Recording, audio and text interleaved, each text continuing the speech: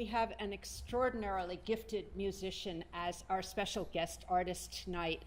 I grew up in a family of professional musicians who had played in orchestras, and I was brought up being told the Chicago Symphony is the greatest orchestra in America and possibly the greatest orchestra in the world.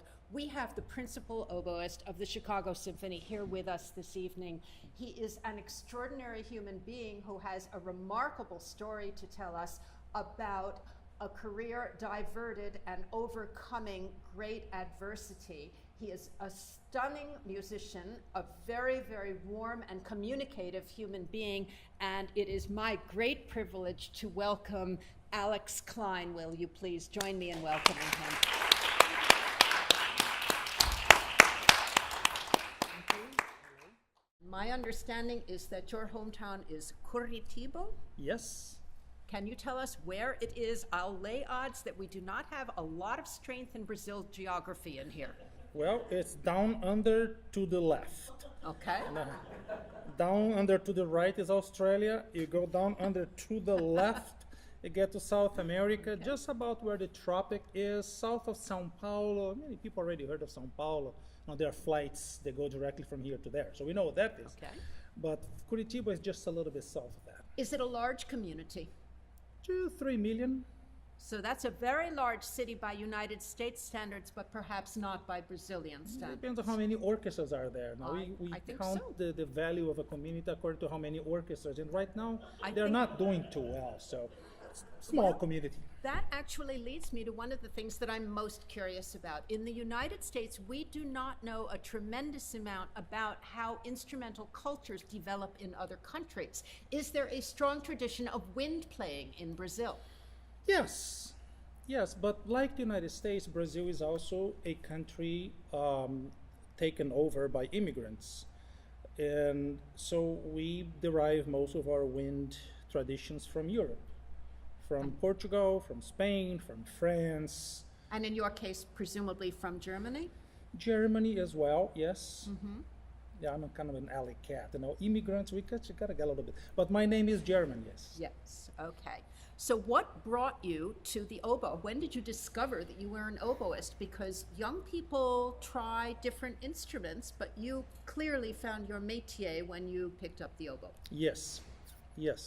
You ready for it? I am. You really want to know about that? Do we want to know? Yes. When you have these kids that just don't stay quiet in school. I know I'm in for an interesting life when I'm about to be expelled from school in 3rd grade, And it wasn't because I was getting in trouble or fight or anything. It's just that I didn't fit in. I was distracting my colleagues, and finally the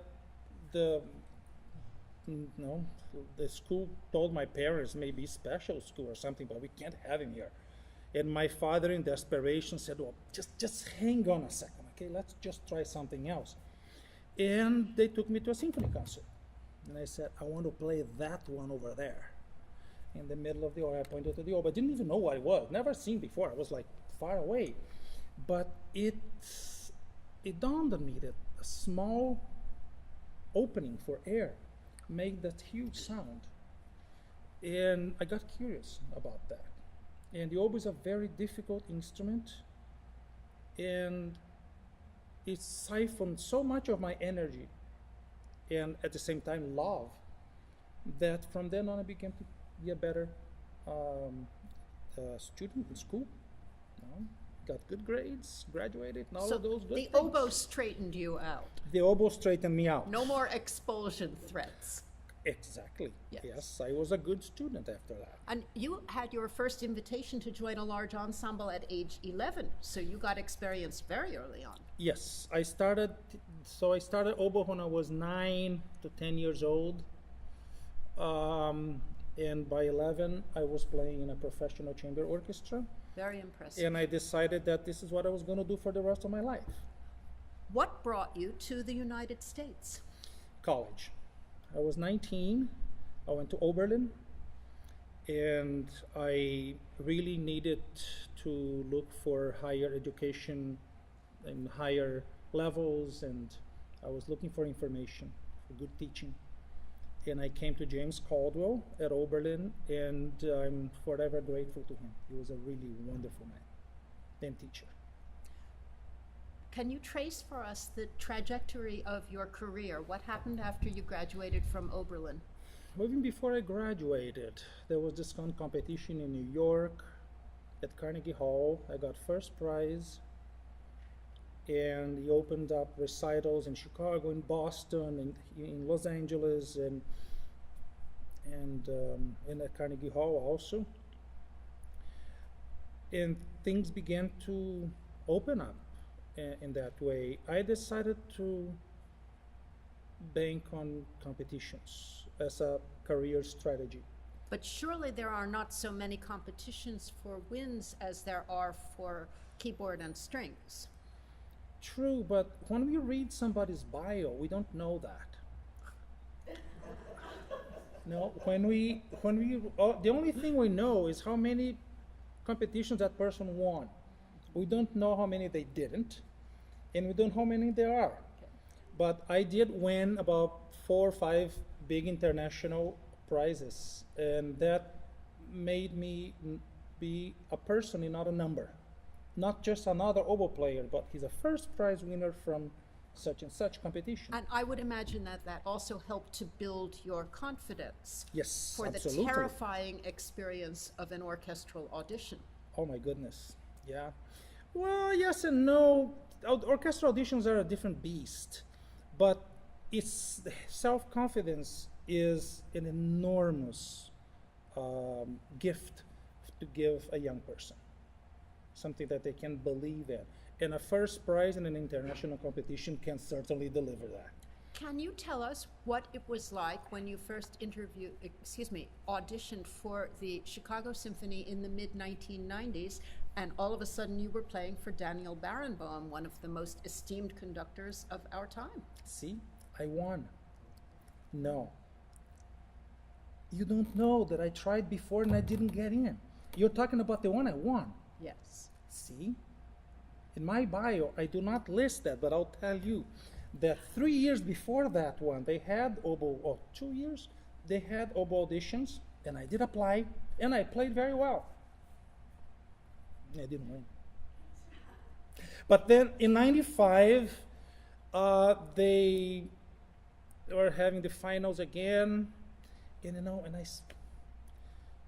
I sent a little cassette tape of myself. They had cassette tapes back in the dinosaur era, and I say, look, if you're going to find anybody in this round, please just show this to Maestro Barenboim, maybe, count me in for next time, something. No, they showed that to Barenboim, and he wanted me there for this one. So they called me on Thursday night for the audition on Monday morning. And I say, but could you please take that one off the list, because it's kind of hard. Mr. Barenboim said he would like to hear that. So, okay, so I play it, and it was a tough day. I played 5 times, I remember. I played Mozart concerto, I played orchestral excerpts, I played Strauss oboe concerto, then I did sight reading, and then finally we had chamber music. We did a Mozart quintet. And we had the other principal players of the Chicago Symphony there, and Daniel Barenboim was playing the piano. And I was there like, okay, the man is sitting over there, yes. Right? And no, it was wonderful, scary but wonderful. And then that's the history. Says the rest of the stuff. You have an extraordinary history as a professional oboist. Your story is very famous about being stricken with the focal dystonia and then having this remarkable long journey towards coming back from it. What I think might be of interest to our audience is how it has changed your approach to practicing and the amount of time that you can actually devote to the instrument. Yeah, I'm handicapped. Focal dystonia is in the brain. It does not come out of over practicing or practicing the wrong way or playing the wrong piece of music or anything of that sort. It just happens. We don't know as much about it, but we know that 1% of musicians get it. That's virtually one per orchestra. So it is bad enough. And most of them, if not all of them, end up giving up their careers. And what I did in returning to Chicago and winning the audition again last year is for the first time somebody afflicted with focal dystonia has won the audition again and come back. And what I do, there are several things. First of all, I don't play the oboe, I play the saxophone. Just don't tell my brain that, because my brain thinks that I'm playing with the fingers by the side like a saxophone. So that information goes to the brain and it is dissected as being non-oboe-like, because focal dystonia is task specific, and that's cruel. It means it affects my oboe playing, but I can play the oboe, the Mori, English horn, no problem. Baroque oboe, recorder, not a problem. Clarinet, easy, but not oboe. So of course, then I go to the psychology, and I think there's got to be a love-hate relationship with the instrument or something. No, there isn't. It's just that our brain is so refined that there's a specific pathway that deals with oboe. Once the brain recognizes there's an oboe in front of me, by the weight, by the position, by the way of playing, the information goes to a certain place in the memory.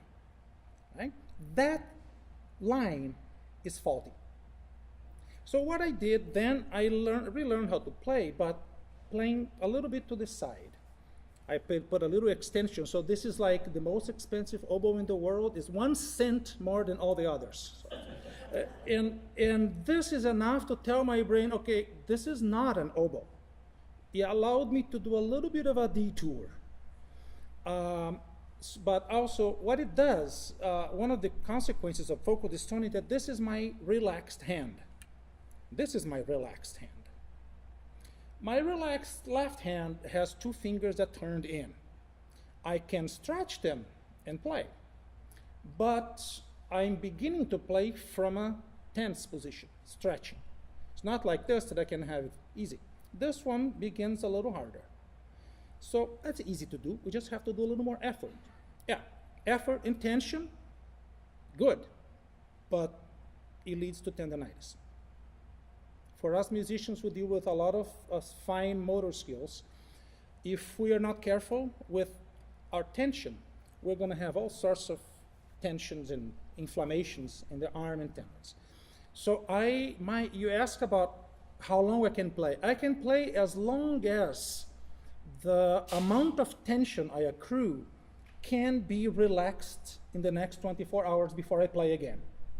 You spend a great deal of time traveling. You have a really intense schedule. Have you learned to practice away from the instrument so that you are doing mental things that help you with the music that do not involve the actual playing? I practice in the airplane. I practice a lot coming here from Chicago on the airplane, not with the oboe. I read music like if it was a book. And there's enough information stored in my brain about how to finger an oboe, how it feels to play, that I can digest that and sort of get information tagged in. So that when I play the oboe, the information is already there. And then I need to just adjust some little things to make sure I play. And have to deal with endurance in my lips, and of course. But yes, most of my practicing is done without the instrument. And on average, I can do an hour a day of playing, and I'm okay. Of course, in the Chicago Symphony, I do 5 or 6 hours a day. And so it is that I've been in pain every single day of the season, but watching how this pain travels, how I can deal with it, talking to the chiropractor, talking to the massage therapist, talking to another massage therapist, and so on. I'm in pain right now as I'm talking to you, as all of my muscles are adjusting to this extra tension. If I can manage that, I can have my oboe career back. And so far, this has been a winning season. I managed to we're now close to June, almost there. No tendonitis. I do have tendonitis, but it's not painful enough. So I can still play. I think you have a wonderful attitude, and I'm sure that everyone in this audience would agree with me that many congratulations are deserved to you. I would like to know if you have any advice for the young people in the audience about the importance of playing chamber music, even though you might aspire to be a professional musician in an orchestra. Well, we said it all. Okay, everybody. In orchestra, we can hide. You know that big tutti with the brass playing? Unless you're one of the brass players. It doesn't matter if you're going to be playing forte or mezzo forte or piano, because they're not going to hear you anyway. You're there to blossom the sound of the orchestra. So, let's say there's a Tchaikovsky symphony that lasts 45 minutes. Of that, you may be heard for about 10, if you're a principal oboe. If you're playing second flute or third something, you're probably going to be heard even less than that. So what happens to us? We become good listeners, we become good accompanists, and we fit in. We human beings were not made for that. We need love and attention in a peculiar way. We're not another person. We're not there for another person. We can do that out of our own choosing. Chamber music allows us to be fully human. We get the love we deserve. We listen, we follow, but we are also followed. We are important, whether we are leading or if we're following, in a way that an orchestra can never offer. So it's natural for us to go to chamber music. We can get our best playing that way. We can get our best skills in how to play music, how to understand music that way. Orchestra is fun for the easy reason, because there's a ton of people on stage. You go, oh yeah, I'm with the crowd. Yeah, it's fun to be with the crowd until you realize that, who am I? So, and I know especially teenagers go through that time in life when that becomes an important thing. Am I just a son or a daughter? Or what am I? What am I here in this world for? When we begin to look at our independence, our independent thinking. So please try chamber music, because you're going to find more answers about humanity there than you find in orchestra. It seems to me that you have just given us the perfect introduction to an example of what makes us human. You got it. In working with our young person, whom I'd like to welcome to the stage now, Ms. O'Callahan.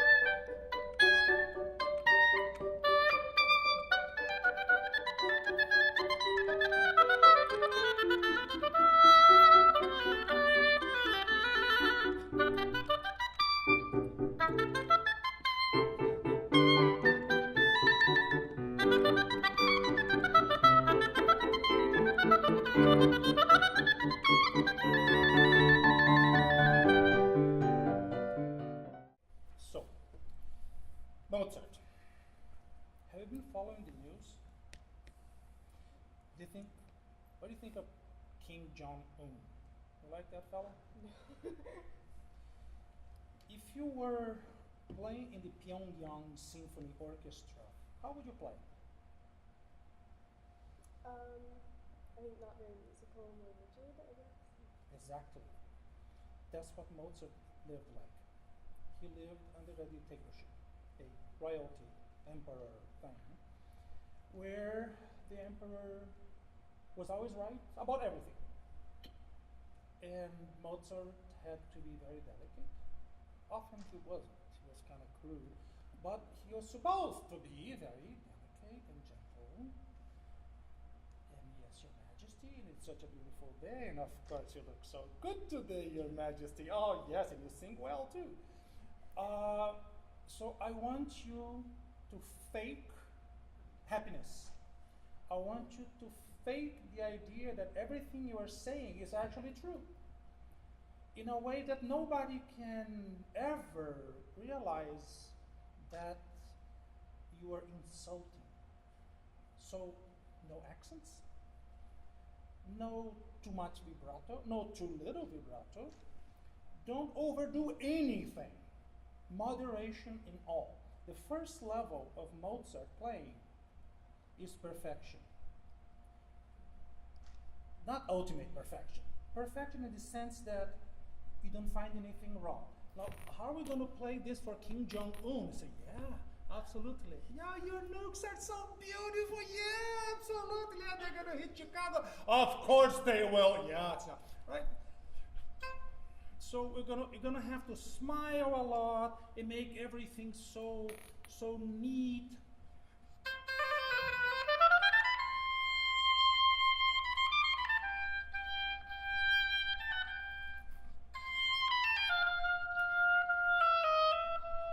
Like everything is so cute and so nice. That's the first level of Mozart, and I hope to have to get to 3 levels with you. Okay? So you know what I'm doing oboistically, right? In technique. Hold on to your vibrato. Don't play too loud and don't accent anything. Okay? Can you try it again, please?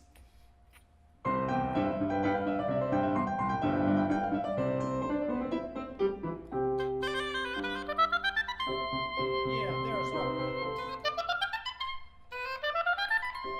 So you're gonna have to finish the D by the time you play the E. So there's no need for you to finish the D. It'll be automatically finished when your tongue goes to the E. So play, which when you go fast, go, it's smoother. Try that scale. Blow through it. Ta ta ta ta ta. No. Cute.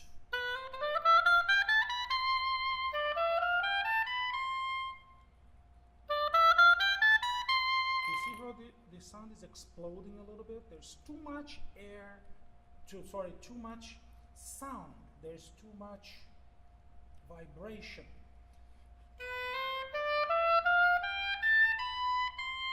We focus the air inside of each note so it's very well behaved.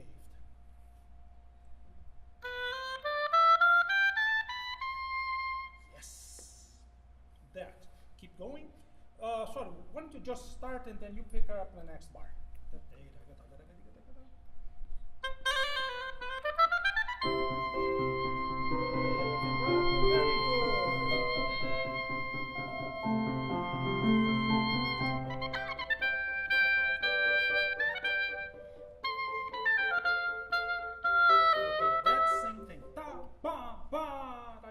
So if you're gonna talk like that to the emperor, Your Highness, I just don't like that. Take that New York accent out of your plane. And then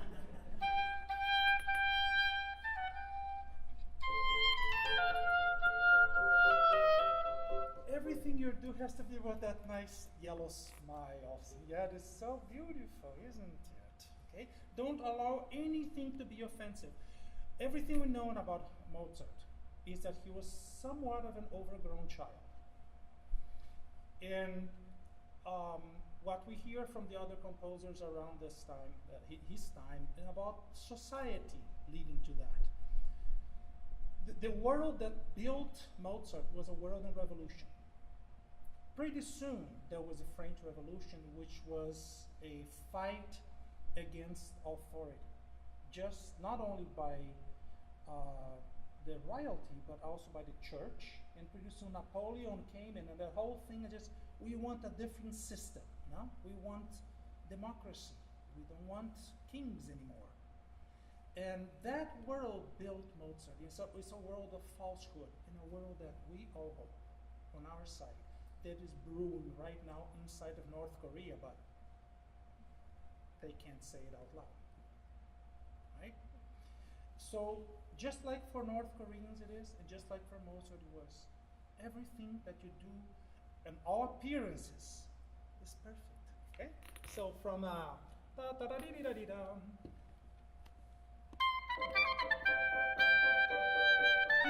Beautiful.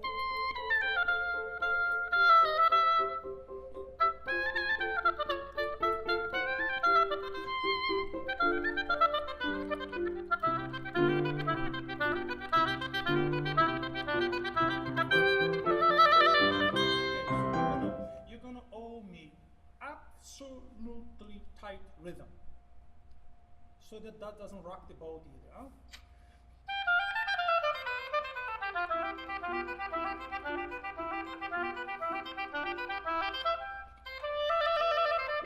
Right?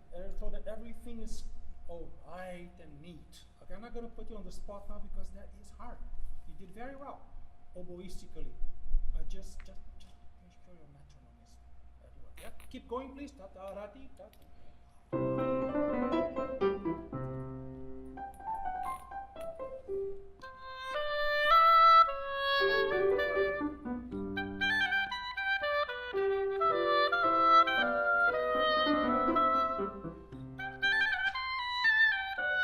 That's not off tune, isn't it?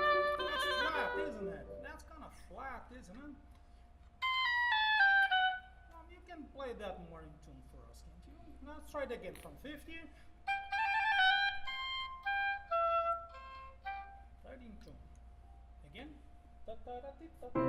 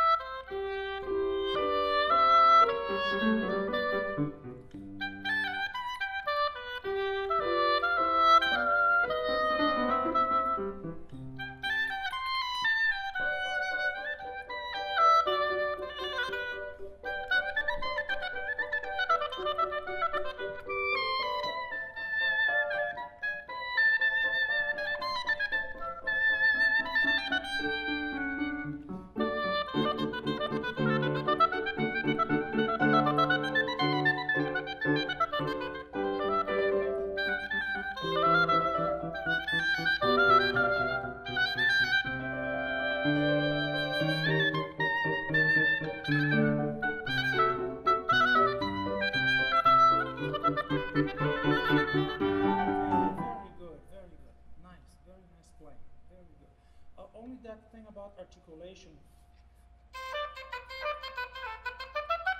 There's no need for us to finish the note.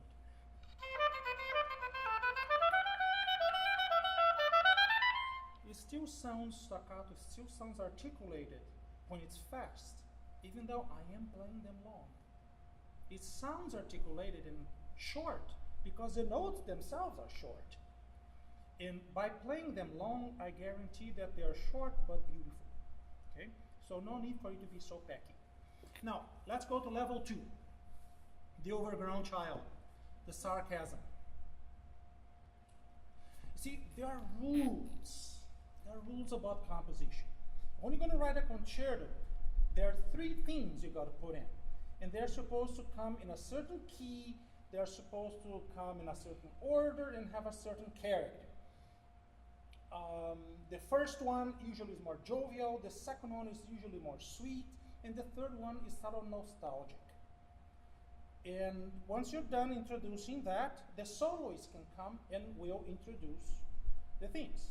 So can you tell me what is the first theme of this concerto?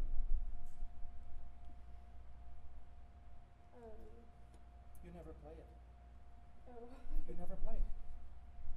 So right there is a big scream because, no?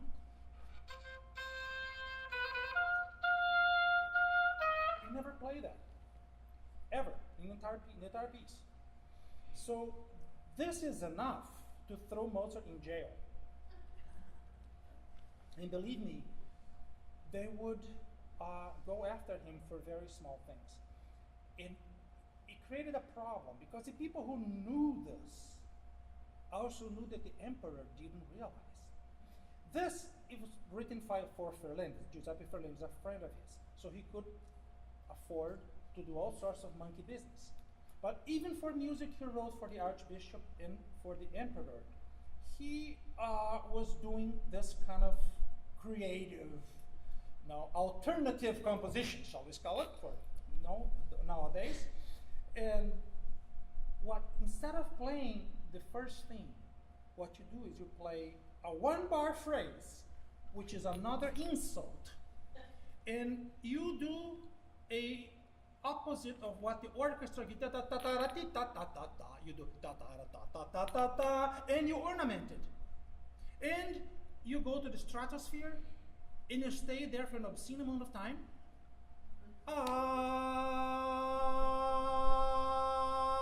Like, what is wrong with you? And so the orchestra's like, yo, you're supposed to be playing. No, that's what we hear on the piano. Since the beginning of the piece, the only exception is when they play right? Because that's the second thing. But the only moment we stop having eighth notes, running eighth notes in the discourse of the piece is when you come in. It's like the orchestra goes into shock. Who does she think she is that she can come here and do this? What? No. And you continue playing. The orchestra never played this. You're playing the wrong piece. Didn't they tell you it was going to be the Mozart concerto? Right? None of this. It's not in the exposition. Like, this is a complete fraud. This is not supposed to be played and performed because, how did Mozart get away with it? Because he made the first level so perfect that people say, oh, that's a nice high C on the oboe. Who cares about the first thing? It's a nice high C. Oh, that melody is kind of neat. It doesn't matter that they never heard before. But it's wrong. So this is the sarcasm that you're going to find in just about everything Mozart wrote. Not necessarily a cynic sarcasm, but a sarcasm of saying, guys, you're just getting this wrong. That music is not about the little rules. That human life is not about the little rules. Human life is about people being happy. It's being about connecting to others. That is his message to us. And sometimes he does it out of love, and sometimes he does it out of fun. In this kind of case, he's doing it out of fun. So our trick, before we get to the third level, is to be able to play perfectly, but at the same time leave a message of sarcasm that those individuals out in the audience, whom you know who they are and who are revolutionaries, they're going to listen to that, yeah, Mozart, yeah, you're the man. You're doing it. I hear you, brother. And so, for example, after the initial insult, it seems like the orchestra decided to, let's play again the end of the exposition, hoping that this time she's going to wake up and turn the page and play the actual Mozart Oboe concerto. And you mock them. Oh, okay, I'm sorry. And then you're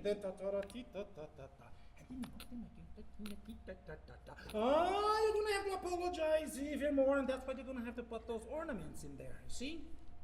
And then they go again, but they can move it up. So they're getting angry. So it's time for you to move, change the subject, okay? And you're going to play something else. All the time. Everything you're written here is symbolic of an overgrown kid who is having a wonderful time playing with sounds. Can we do the one bar before 50, please? Also known as 49. Okay, that please.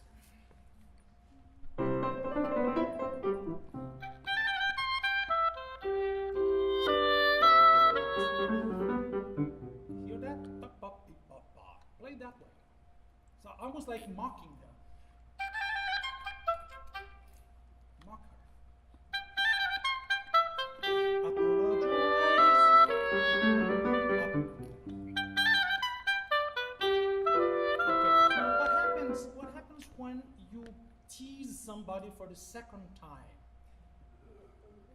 they get angry. Yeah, but if you tease somebody the first time and you have to apologize, and then as they're walking away, you go, you do something, you usually do it more quiet. So the second one, and they catch it. They catch you teasing them, and then, oh, no, run. And then you have to apologize more. Right? So again, please, 50.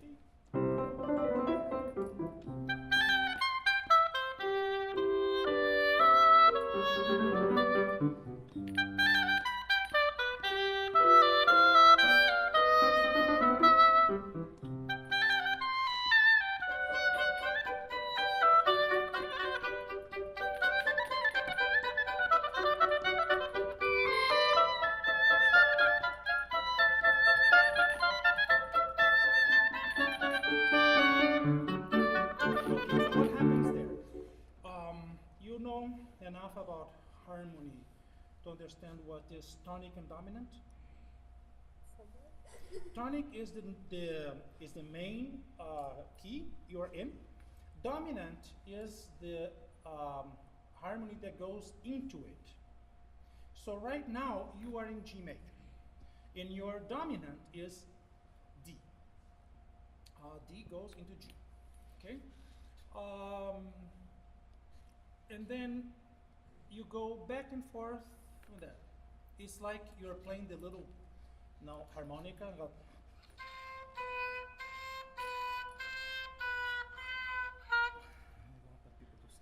it's the best thing you can do to change the subject and have them think of something else and forget that you are teasing them. And the fact that you play everything again but ornamented helps that. Because this is the same thing as that, only you have more notes. So it's like this going nowhere thing that only puts them to sleep. And then all of a sudden, you go up to the stratosphere again, you change it to A minor. That's more dramatic. It's like you're crying wolf. There's a wolf in here. And then forte piano on the violins. And then you do 1, 2, 3, 4 times you're crying wolf. And they're bringing reinforcements. Dum, bum, bum, bum, bum. And then in 1 beat and a half, they get, I was just kidding. And then they get really angry. Ta, ta, ta. It's all in the symbolism. So when you play this, make sure you cry wolf. Tell everybody that there is a big problem on stage.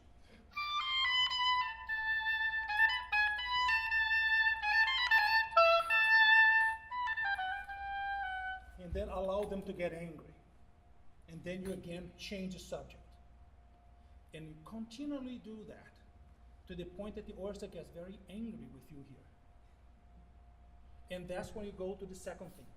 And the second theme you're going to say, why is everybody so excited today? Why is everybody so angry? I'm just playing the oboe here. What is wrong with you people? Right? And the accompaniment for that is going to be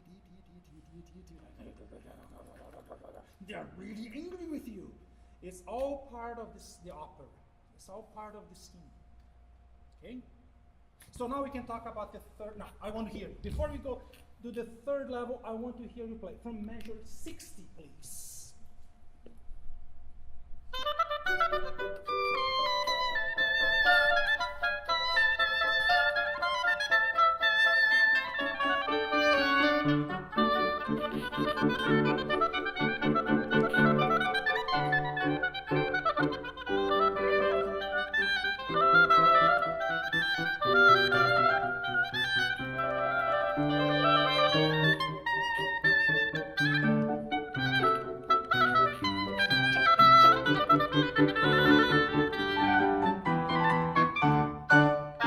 Okay, good. Now let's talk about the third level. That's where we're going to find him. So this involves philosophy. It involves a little bit of creativity from you, very sensitive creativity. So we have a person that, in our appearances, needs to respect the rules of society, be well dressed, be good demeanor in front of authorities, but that inside of him, he was a little brat. And then we see, what kind of person would attempt to say this, but meaning that? If you can triangulate this, you can find something about who the real Mozart was. Now, he was a human being, as much as we try to see him as some kind of deity of music. And what I want you to look for in this piece, the third level is difficult to find, but with good sensitivity you will be able to find, because you have friends. You have friends in school, you have friends in the orchestra, you have weird friends, you have some shy friends, you have outside of, you know what's all sorts of people. And you can see that, well, that shy person at home is a party girl, right? That person who's very nice to the principal, where they are back in the gym, they just say bad words, right? And we can sort of create correlations. What kind of person would constantly tease authority and get away with it? Oh, I know somebody who does that. Oh yeah, okay. And then you start linking. Wow, everything you know about human beings. And you start linking it there. And then the best part of it, you get into it. You are now an actress. And you are that third level. You are Mozart. And you are dealing with the perfection and with the sarcasm in a way to express how you feel. That may be completely different than all of this. That instead of teasing, all you want is some attention. Because you spend your childhood, traveling through Europe, playing for people, instead of, being on Facebook, for example, right? So,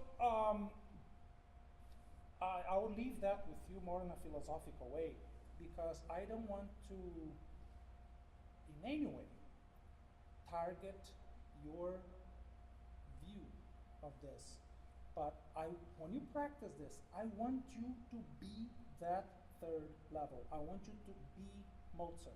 Like if you're an actress and you have to represent this, and you see well, I think I would like to say this, but I really mean that. Because if you were to say what you really mean, they'll throw you in jail, or worse. You want to see how mean they were? Mozart almost didn't happen. Because when he was young, 8 years old, he wrote an opera. And as he was writing it, his father, who's a really cool guy, Leopold, went up to the palace and talked to the people there. Hey, my kid is writing an opera. Oh, that's really nice. Can we hear it? Oh yeah, sure, let's do it. Okay, it stayed as a verbal agreement. When Mozart finished his opera, there goes Leopold back to the palace and say, here are the parts. Shall we do it? Do what? No, the opera, sing. What opera? Didn't you talk to me about it? I didn't say anything. And he insisted so much that they threatened to put Leopold in jail.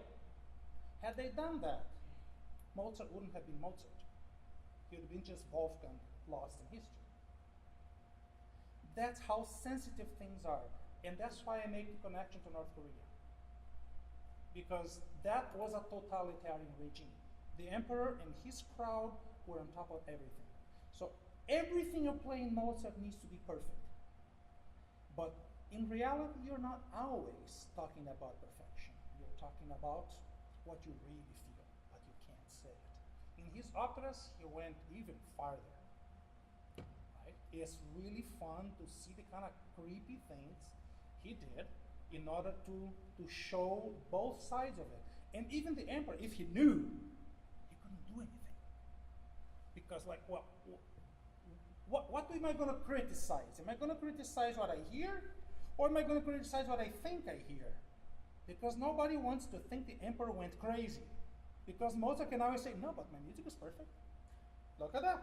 Oh, C major, it's nice. No, Your Majesty, no, absolutely not. I didn't need that. Look at that. Right? So it put the emperor in a very tough spot, and also put Mozart in a tough spot, and he didn't win that battle. He died in his early 30s. One of the greatest losses of humanity. But because of that, Haydn got empowered, Beethoven got empowered, we get empowered. Okay? So you play very well the oboe. You really do. You play the rhythm, you play in tune, you play everything.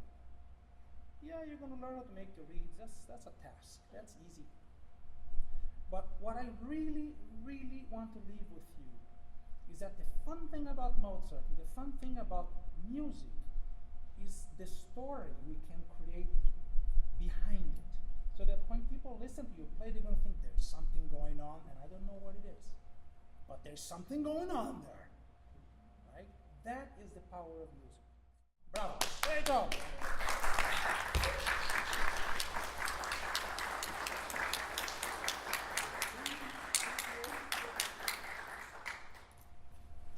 They should really do some thinking about the reasons they need music. Is this something that is so part of our lives that we can stop doing it? What is it really that we love? What is it we can do well? Because we love so much that we're going to do it a lot and do it well. And do I have signs of success? Have I made it to principal oboe in the orchestra? Have I won a competition?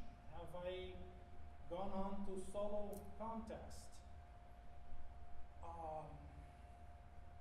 The music market is very difficult. There are few jobs, and they're very competitive. In the Chicago Symphony, we just had flute auditions. One spot, 150 candidates. 5 of them made it to the finals. 5 out of 150. No one should be a professional musician unless it's urgent that they do it. In my case, it was like that. Because of attention deficit, because of what it did in changing my life, I was glued to it. It was like my savior, which made it all the more awful when I had to stop playing because of the stone. So what I would tell that kid, above all, is whatever they do, they gotta work really hard. So the people who are going to succeed are those who are either very good at it or are able to put in an enormous amount of time to get it done well enough to be competitive, to not be a number. Next. Anything else? Yes. So what would you say for someone like me who's unsure if they want to continue music but still wants to like enjoy it and You don't need to be a musician in order to play music, in order to be a good musician. You need to be a professional musician. Being a professional musician is very competitive to the point that sometimes it makes us upset at music. And that's too bad. Because when we don't get a job, or we don't get this or that, we can't play a good concert, we get upset at music. And we shouldn't. I think you should do some soul searching about what is it you really love to do? What are you willing to fight for and do really well? If that is oboe, go for it. But know that what we talked about there, no matter what you choose to do, competition is going to be great. So I hope you're ready to put in all the hours and all-nighters to get it done. Okay? Because it's a tough job market out there. But there are a lot of people who come to this question and then feel like failures because I really wanted to play violin, but well, my parents wanted me to be a lawyer, so I went to law school. And they end up being great lawyers, but they still play the violin. There's music, any of the arts, they are companions for life. You can be a wonderful oboe player, but do some other profession.